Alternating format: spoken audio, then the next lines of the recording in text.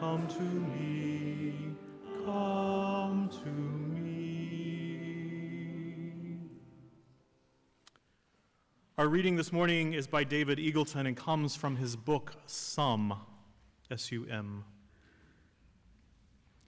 In the afterlife, you relive all experiences, but this time with the events reshuffled into a new order. All the moments that share a quality are grouped together. You spend 2 months driving the street in front of your house, 7 months having sex. You sleep for 30 years.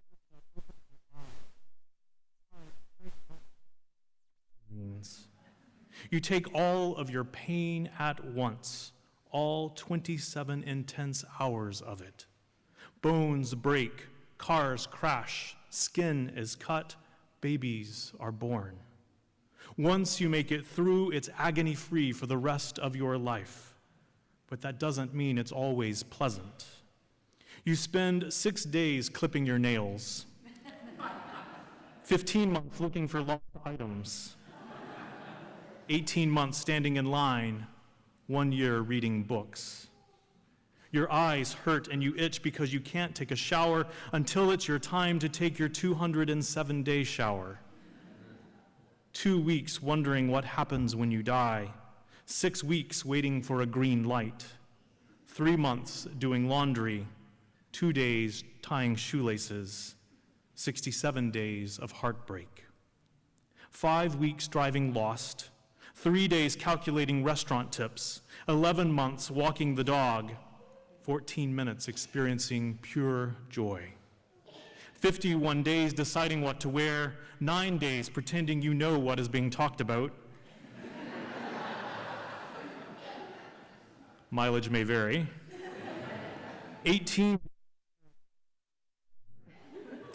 34 days of longing, 12 weeks doing your taxes, 4 weeks sitting in thought, wondering if there is something better you could be doing with your time. And you spend 4 minutes in the afterlife, wondering what your life would be like if, instead of all of these events being lumped together, you reshuffled the order of things. In this part of the afterlife, you imagine something analogous to your earthly life, and the thought is blissful. A life where moments, the best and the worst, do not endure, where one experiences the joy of jumping from one to the next, like a child hopping from spot to spot on the burning sand. Let us now join in hymn 1011.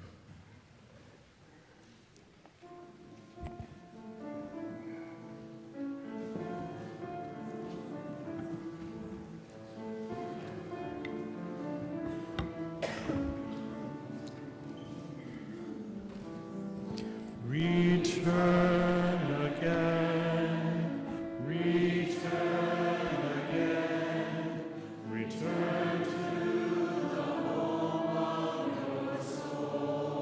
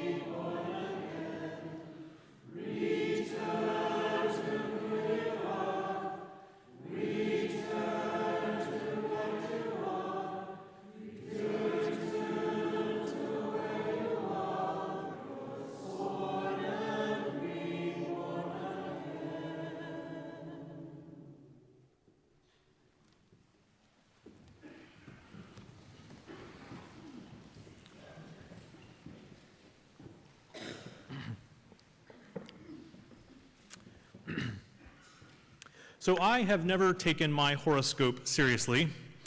Though I appreciate that a lot of people find it compelling, astrology has never really made a lot of sense to me. I've never really been able to understand how the movements of the planets and the stars are supposed to tell us anything about our individual lives here on Earth. And yet, from the moment in high school when I first saw the musical Hair, and all of its praise for the dawning of the age of Aquarius, with its promise of peace and love and harmony, some part of me has thought, yeah, that's me. I mean, who would?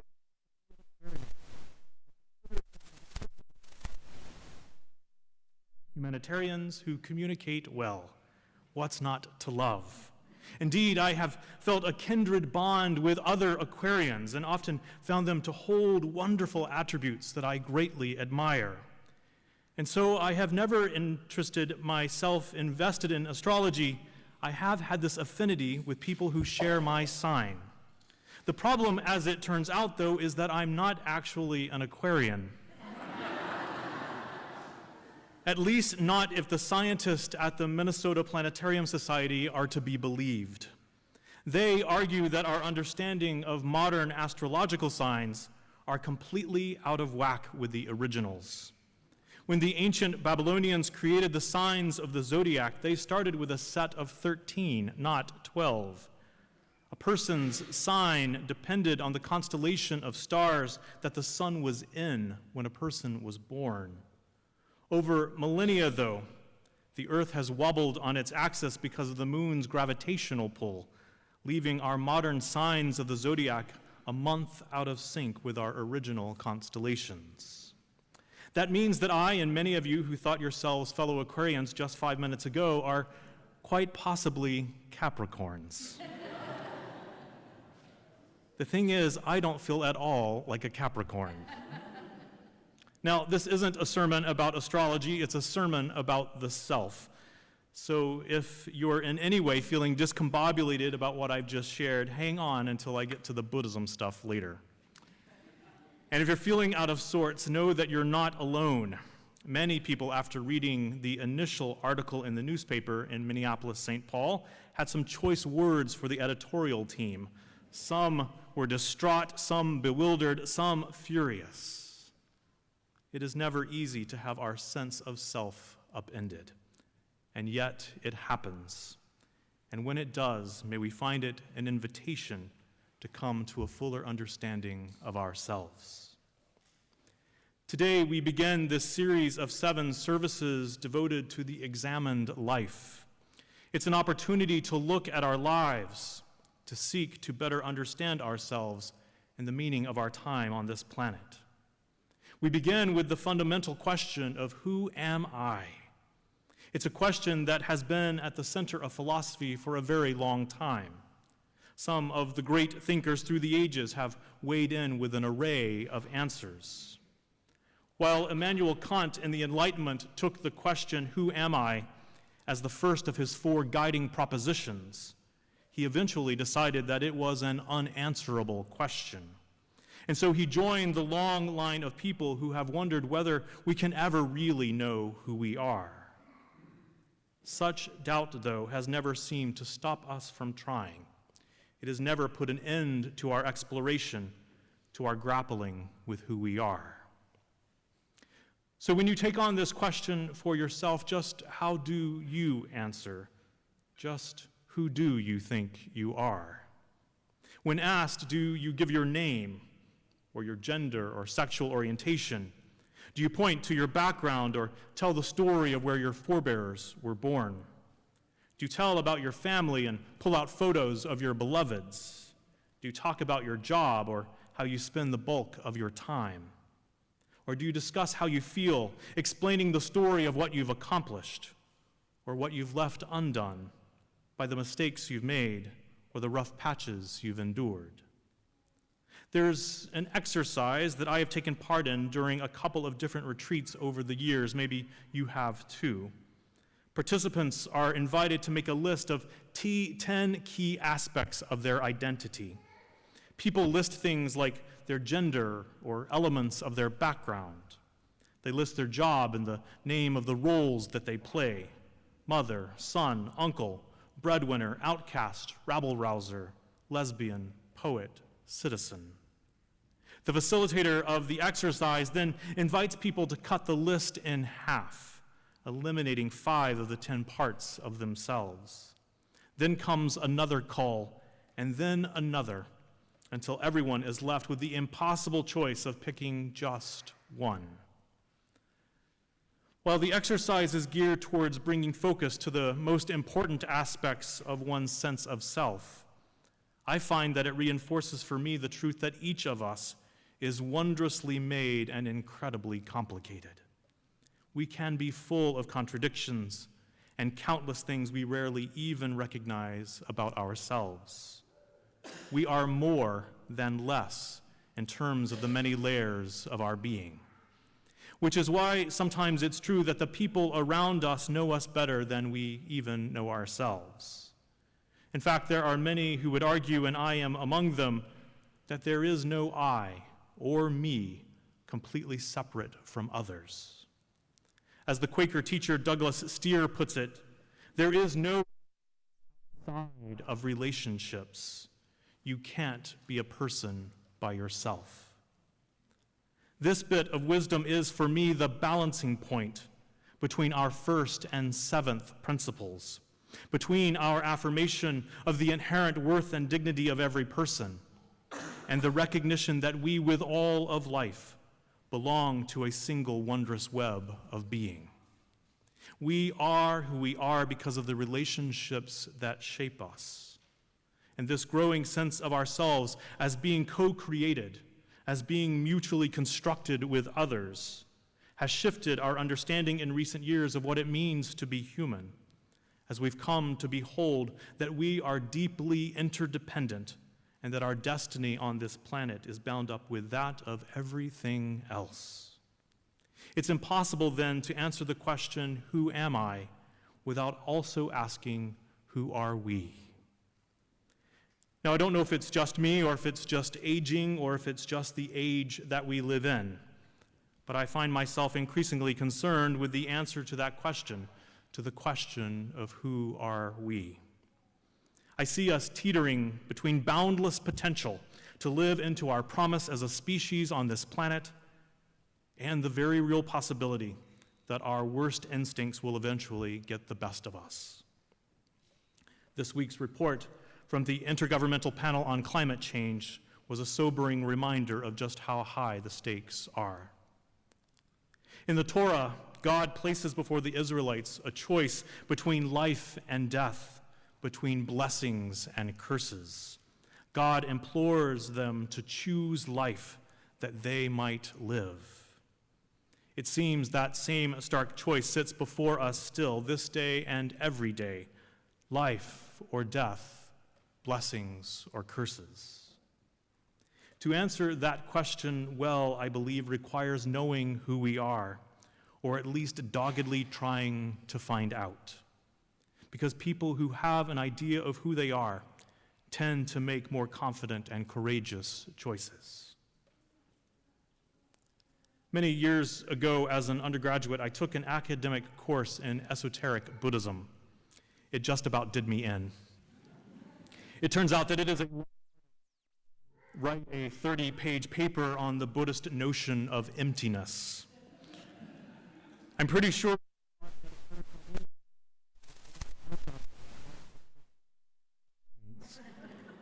wouldn't our professor think we were brilliant and so deeply enlightened if we were to simply turn in an empty piece of paper devoid of any words but our name at the top? It remains one of the hardest papers I've ever written, and I recall feeling grateful to get even a mediocre grade. What I take from that course, though, ironically, is about the Buddhist concept of the self, or rather, no self. This core tenet of Buddhism is nested together with 2 others: an awareness that suffering is simply part of the human condition and that absolutely nothing in this life is permanent.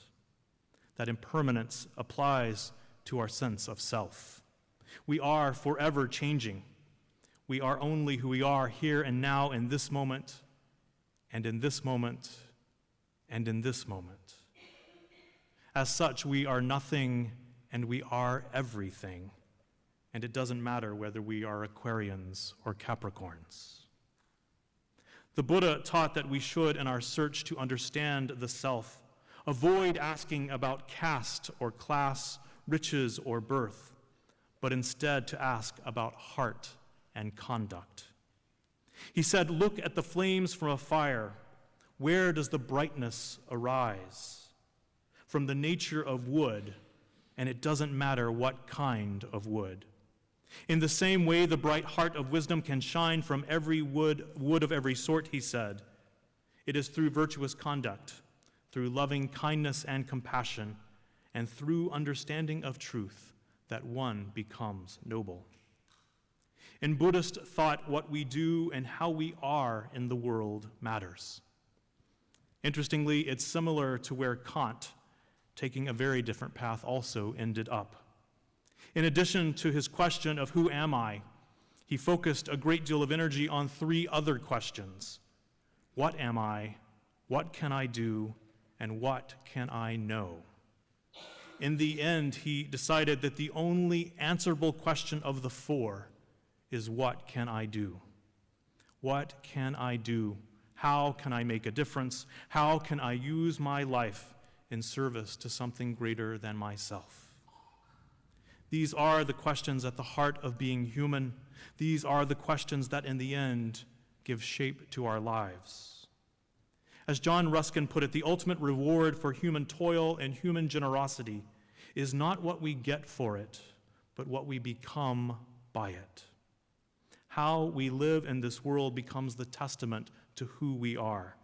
Whether that sense of self-being is understood as something that endures over time or as something that is ultimately impermanent, the outcome turns out to be the same. In the end, our legacy boils down to a lifetime of actions, both big and small. The essence of who we are is revealed in how we treat others and whether we journey through the world with kindness and compassion. I was moved this week hearing the story of Jia Tran, who has been collecting bottles and cans in Vancouver's downtown east side for over 20 years. At 62, nearly every day still, she gathers up whatever discarded bottles and cans that she can find, and she takes them to the return depot to redeem them for their deposit. She then travels, almost always by foot, a 45-minute walk each way to the BC Cancer Foundation, where she donates the proceeds for her day's efforts. The staff there is always glad to see her as she radiates this infectious joy. They estimate that over 20 years she has given over $15,000.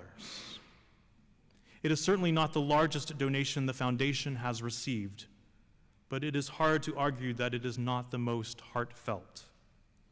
Her steady generosity is a reminder that little things add up, that day building upon day, that gesture by gesture, we over time do in fact answer the question of who am I? In this day that we are given, may we choose life. May we choose the compassionate path.